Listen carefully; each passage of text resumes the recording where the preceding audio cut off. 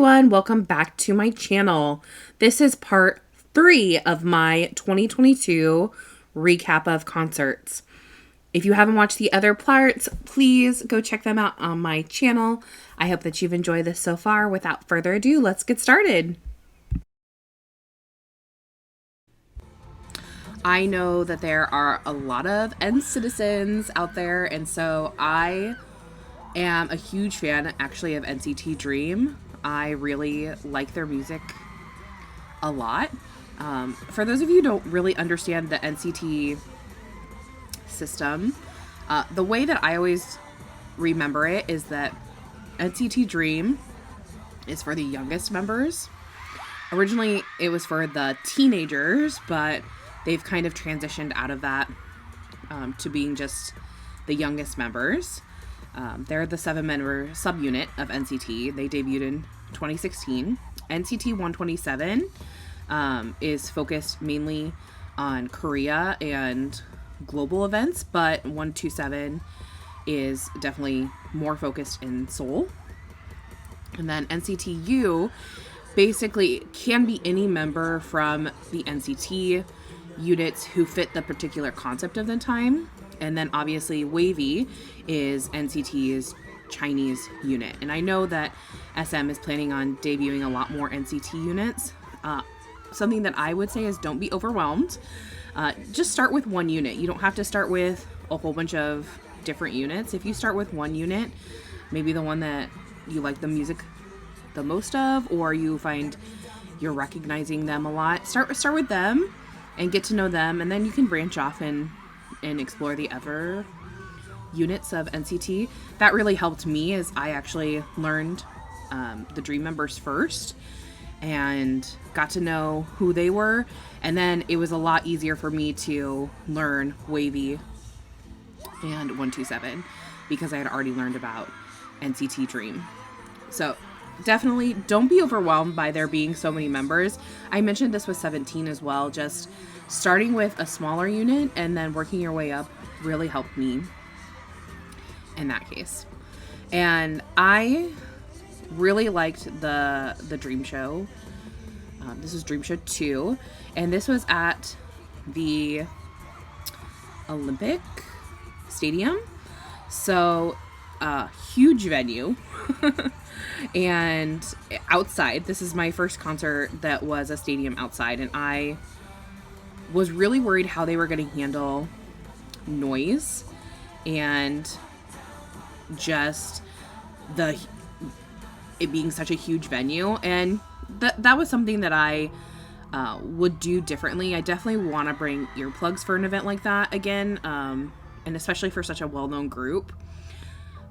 There was a lot of screaming and yelling, and not that I mind that, because obviously, like, show your love and support for your artist, but because it was such a huge venue, it kind of drowned out a lot of noise. I felt that I wish the audio equipment they were using would have been a little bit different, and I'm not an expert on audio equipment.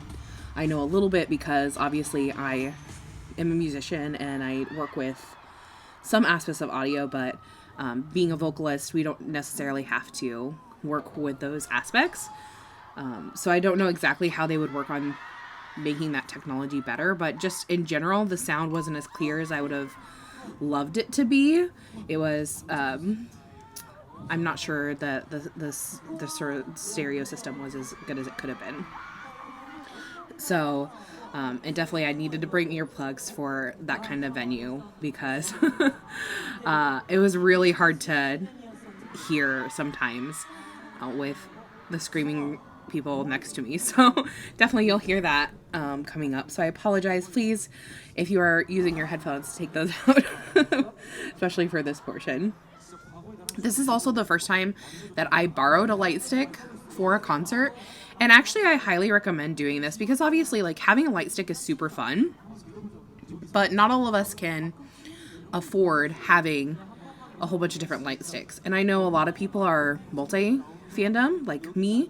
So even though we want to have a whole bunch of light sticks, we just can't afford them for all the groups that we like. So I have a really good friend who loves NCT, like that's her top bias group.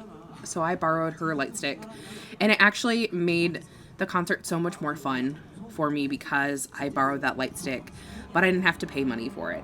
There is also people who will rent out their light sticks. So if you want to, for a really low cost, you could borrow a light stick as well. So I definitely recommend doing that if you don't want to buy a light stick. For this particular show, let me just tell you, the stylists of the show, they needed a raise. The boys look so good. They were killing it. Like, every single outfit, I loved the color that they were using. So good. And they had these various uses of the stage. They had, for Quiet Down, I'm thinking of specifically, they had these boxes and they could lift them at different angles, and the boys were in them and on top of them and all around them, and it was just so entertaining to watch. And then they also, in the middle of the stage, it rotated and lifted up, which was really cool. I had seen them use this concept with Super Junior, and so I really like seeing it with NCT Dream as well, just because it gives another aspect to the performance. And so that was really wonderful to watch. And then I really loved Jisung's dream sequence. So it was like he had gone back and was back in high school, and all these strange things were happening to him for chewing gum. And so it was just so fun. In general, definitely, if you can go to a concert like this, I definitely recommend it. Just bring those earplugs and make sure that you have your binoculars. The next concert I was able to attend was Stray Kids, and Stray Kids are an 8-member group that was formed from the TV show Stray Kids and debuted in 2018 under JYP.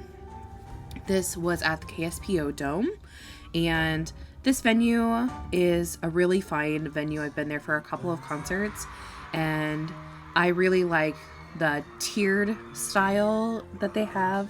Basically, when you go up to your seats, you can either go down or up, so it's really nice and easy to get to.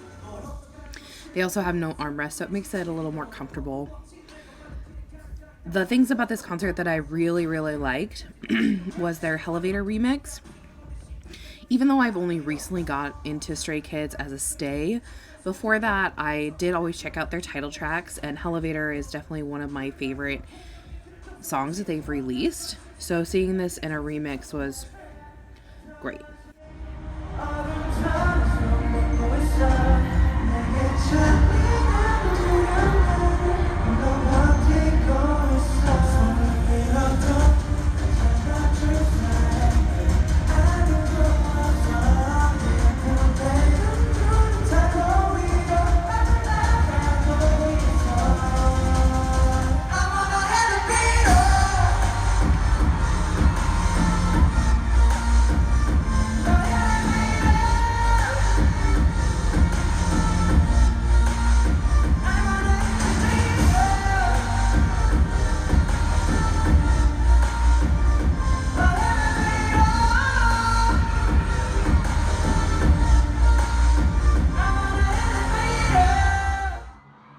I also really liked IN and Someone's Can't Stop. I just love these two.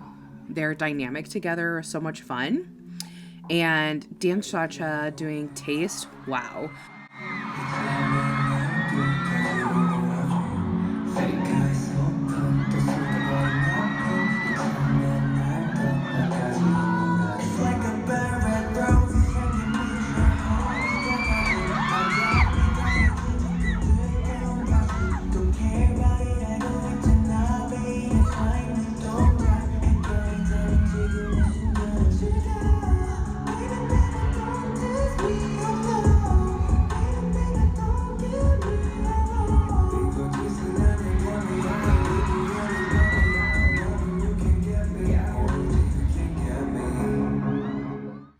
Maniac was the song that really got me into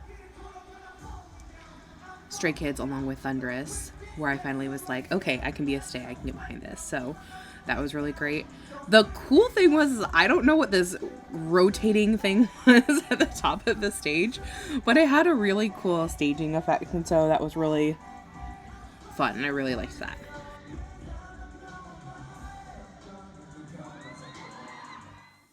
The next concert I was able to attend was again at the MasterCard Blue Square stage, and this was for ONEUS. If you don't know who ONEUS are, I mentioned them previously. They're the brother group of ONEUS.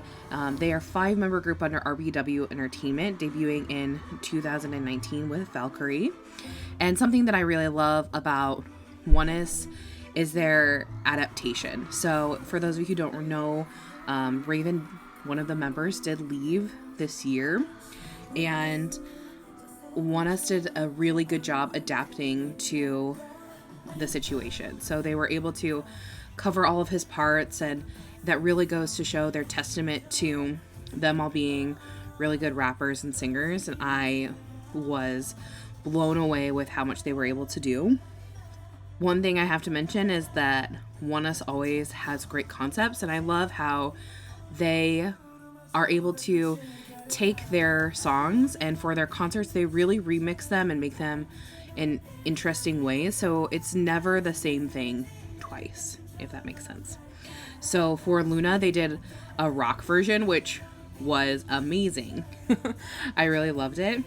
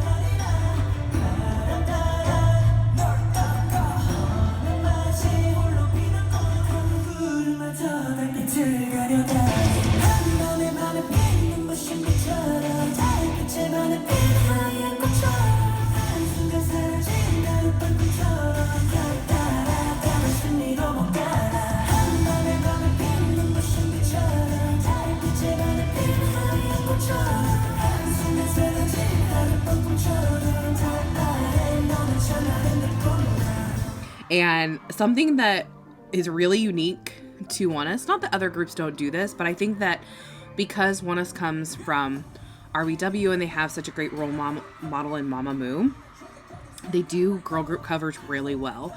So they did Pink Venom by Blackpink, and it was just so good. I was blown away by how awesome it was. I love how they adapted that.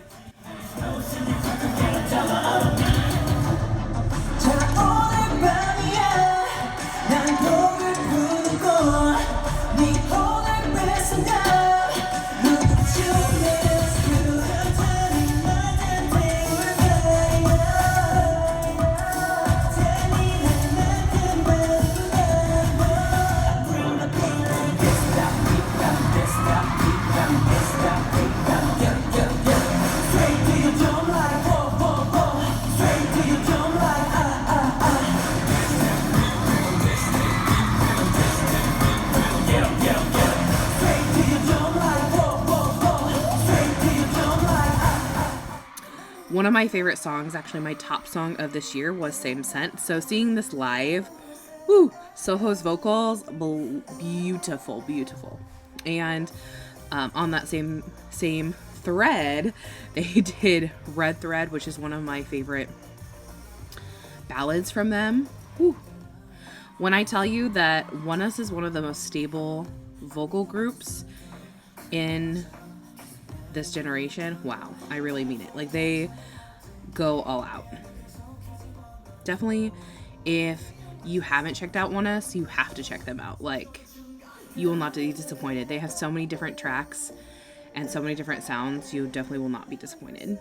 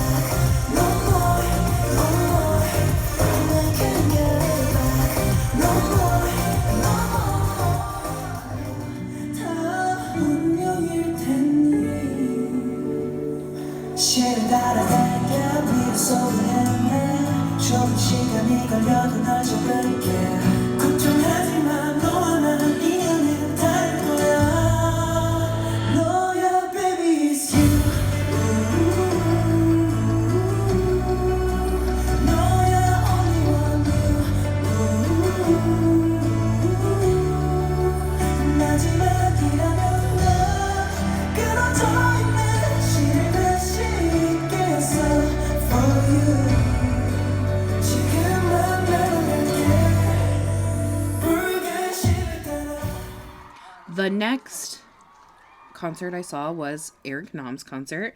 For those of you who don't know Eric Nam, he is a K-pop soloist. He got his start in Birth of a Great Star 2, a music show style competition, kind of like X Factor, and he placed 5th. He is best known for being a TV and radio show host, entrepreneur, as well as soloist from Atlanta, Georgia. This also took place at the S24 Live Hall, and I just really loved, in general, Eric's interaction with fans. It was just such a calm, like, funny interaction. I just really liked how he talked to the audience and made jokes with them, and it was just really great.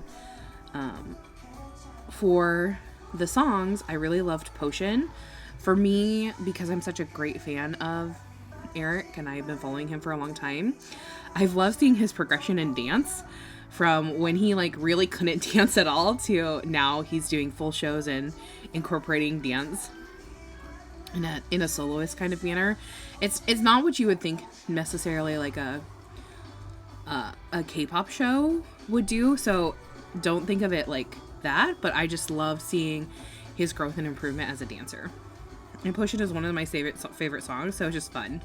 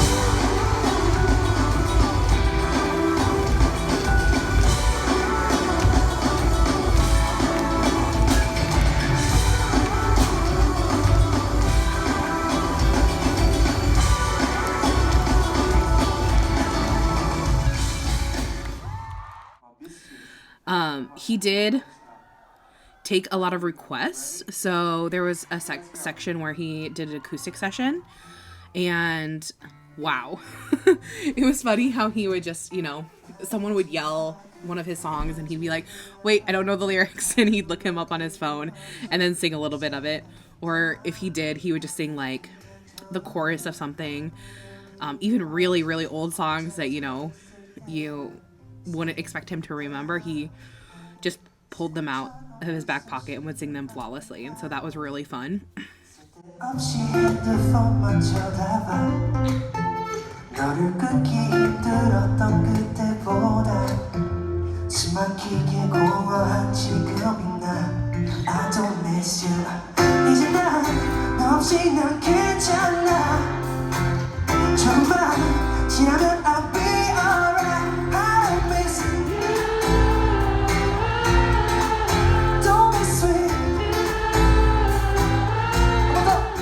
And then I do have to say his encore was probably my favorite, in the fact that he sang the song Wildfire. And the song Wildfire, like, please, I'm going to play it for you obviously here, but please go listen to it on your own time and just listen to the dissonance in the chords, and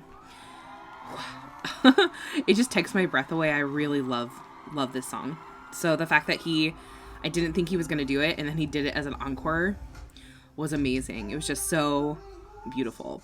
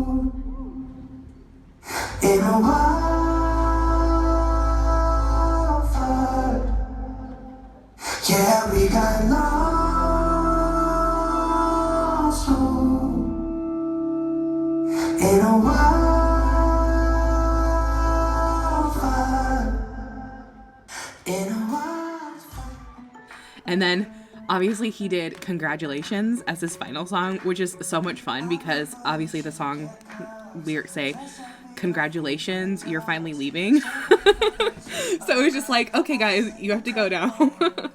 So I really liked that. It was really funny. Great way to end a concert.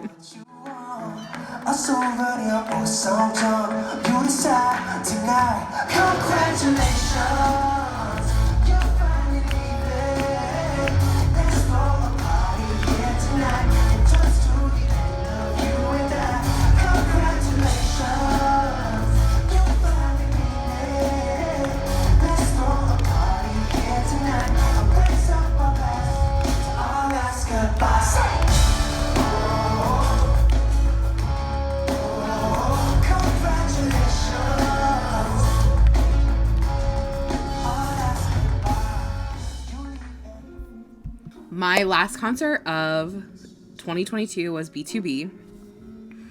I mentioned them when I was talking about Huta or Minhyuk. And BTOB are just this crazy, insane vocal K-pop group who debuted way back in 2012 with Insane, which by far is one of my favorite debuts to this day. They're from Kilo Entertainment, currently 6 members. And I kid you not, for those of you who don't know BTOB, you have to check them out. Like, please check out their vocals. Like, all of the members can sing. Wow. It's just so amazing to hear harmony like that live.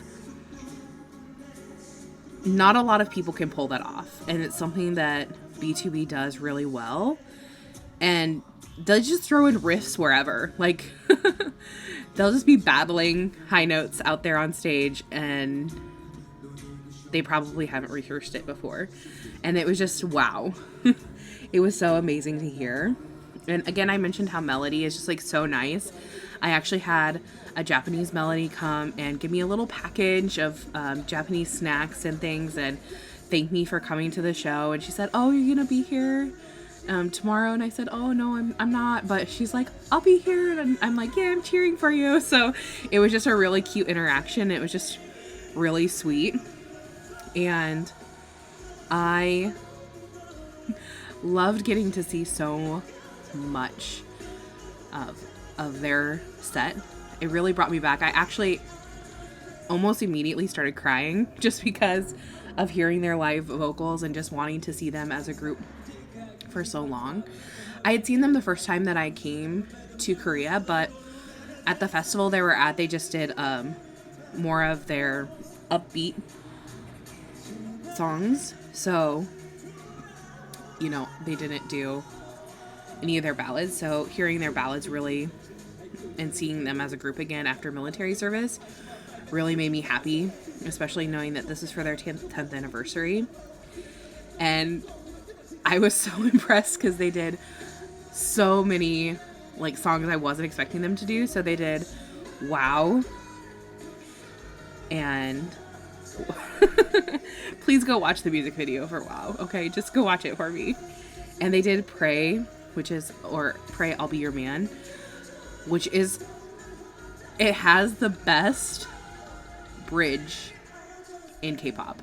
Like, I kid you not, this bridge is so amazing. It's got this 4-part harmony in the bridge, and with the backing of rap. It's just so cool.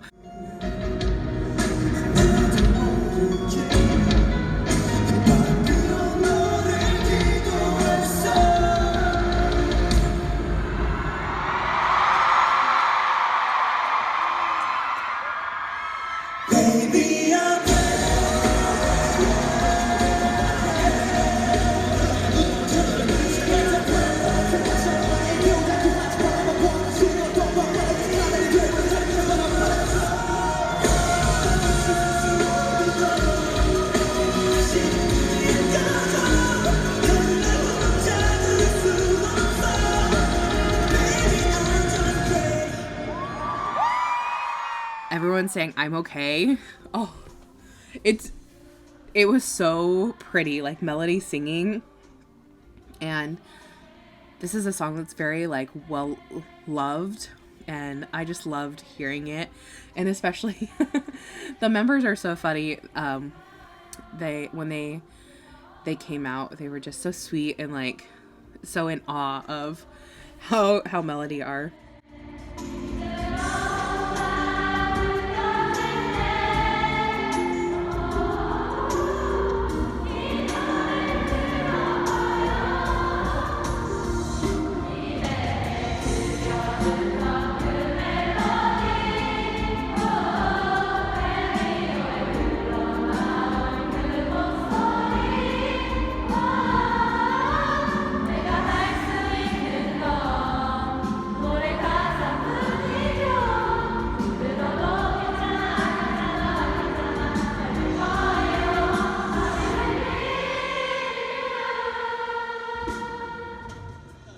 Kwan running across the stage.